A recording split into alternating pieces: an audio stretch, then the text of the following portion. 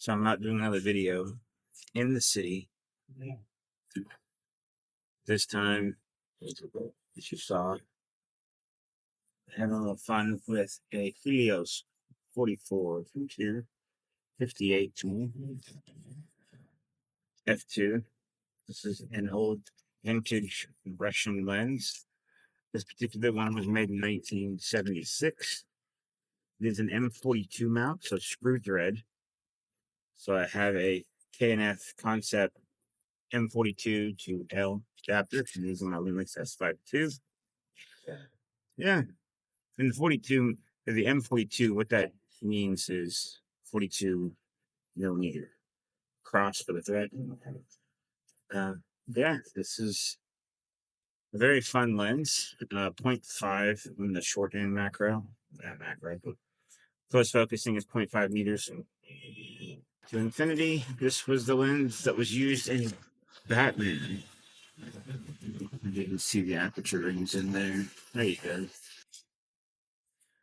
Very buttery smooth aperture, like almost too much. Hey, it's old. What can I say?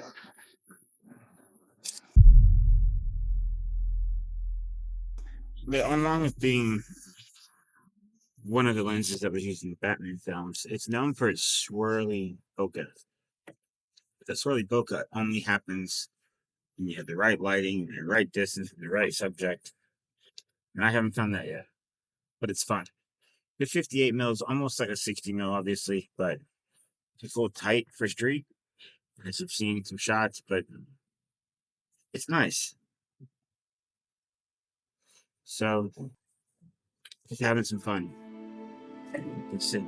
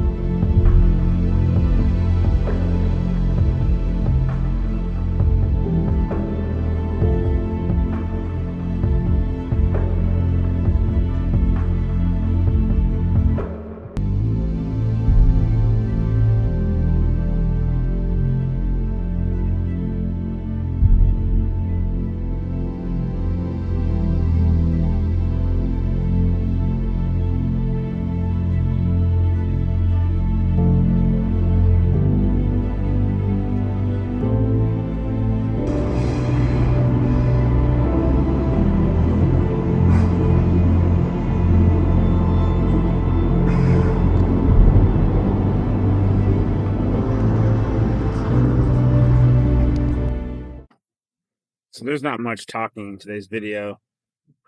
It's just me having fun out here. Still rocking the 58 mil Helios 44-2. Enjoying it. But yeah. Something I need to do more of. Get out here. Make these street walking videos.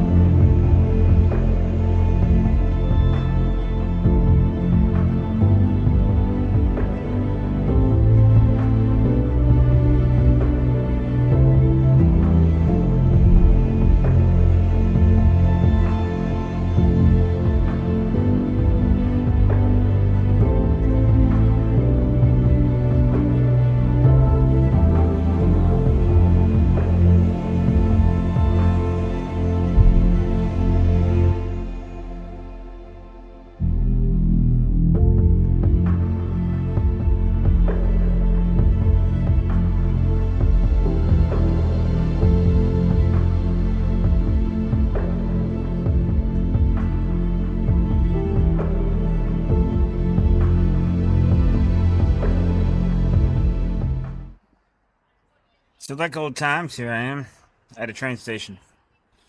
Gonna end the video here. Just wanted to talk about this lens. It's a nice lens. I will say, if you can, maybe you can just see the aperture blades there. They are covered in an oil. So when you close it up all the way, they almost look wet. And from my research, what I found is that, well, that's not good, but it's not bad either. It does add to the natural mist effect you get shooting this at f2. Some quirks I found. One,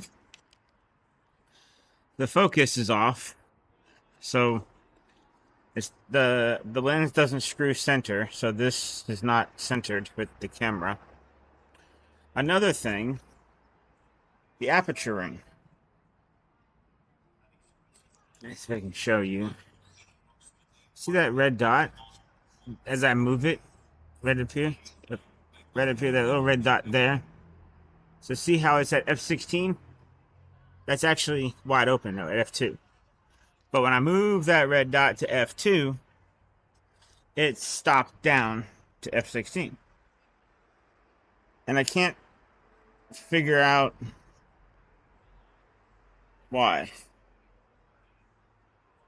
Like it's almost like that ring got flipped. I don't know.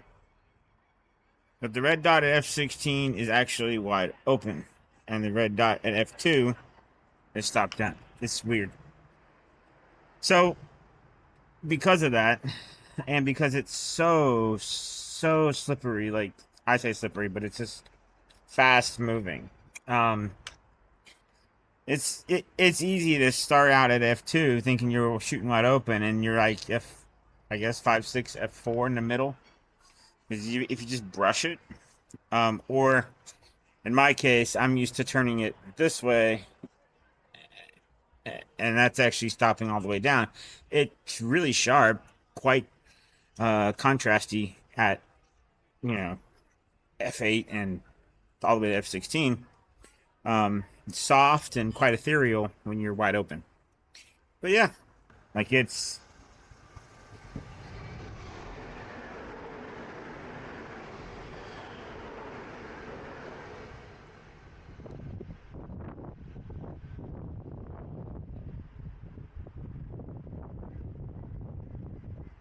I did not see that train coming. Anyway, you are rotating this like it's not a quarter turn at all. It's full 180. I mean, if I'm at infinity and I rotate all the way, like I'm pretty much, it's a quarter left of the lens from that. But what can you expect? So this is a fun lens. It's actually the remake. So this is, like I said, it's from Russia, and it is the remake of, what is it called? I think it's Zeiss. Zeiss, is it Zeiss? Original designs a kit lens. Yes, it was with the Russian Zenit SLR, which I actually received the Zenit film camera with this lens, but you know, it wasn't in the best of shape. But I can't remember the brand. It was an older lens from the 30s that this was a model after optically, which is, I mean, I find beautiful. And the best part is, I picked up this lens and the Zenit SLR camera that came with it, which I'm not shooting with right now, for, I think it was like $70, $75 with shipping. Cheap, very cheap. Now, this one, there's a mark on here. If you, let me see if I can get this so you can see. 1 second. You see that little arrow there? So that's the manufacturer. So this one was made in 76. They make the older versions and newer versions. Not new as in 90s and older, but there's thousands. This is the not so popular one. It's got a little wiggle. So not trying to zoom, but just a little, it's just a little loose there. The base screws in nicely. Like I said, the stuff's backwards, but it works. There are different editions. So this one actually has the 6, I believe. 1, 2, 3, 4. No, set 8 aperture blades. Yeah, so this one has the 8 aperture blades, and the really nice one has 13. But I saw the really nice one's price. So yes, as I was saying, it's expensive, and I was like, no way. I looked up, and it is the copy of the Carl Zeiss Biotar 58 f2. This lens is known as the Bokeh King. If I shoot just right, you get this nice swirly bokeh. The bokeh ball representation on this lens is nice. I do find it ethereal and pleasing to me. So it will be one I keep in my collection, and I look forward to shooting with more, with it more. Yes. But yeah. So I think I'm going to sign off for now, and that'll be the end of this video. So thank you for watching. Don't forget to like, share, and subscribe. And stay tuned, because the next video will be this lens. I have a lens that's that big in this bag. That's next. You want a hint? It's manual focus. That's all I'm going to tell you. That's all I'm going to tell you. Thank you again for watching, guys.